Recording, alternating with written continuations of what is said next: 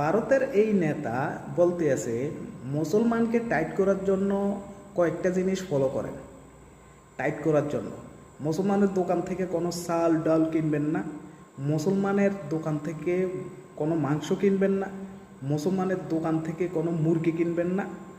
এই নেতা বলতে আছে মুসলমানের দোকান থেকে কোনো কাপড় কিনবেন না, মুসলমানের দোকান থেকে কোনো কিছু কিনবেন না।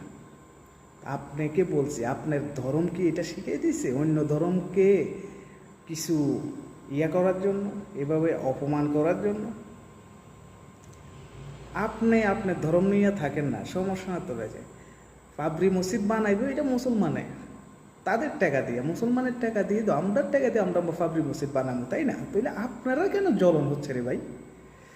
তো যা হোক, মহান আল্লাহর কাছে শুক্রিয়া, মুসলমানের ঘরে জন্ম নিছি। তো ভালো থাকবেন, সুস্থ থাকবেন। আসসালামু আলাইকুম।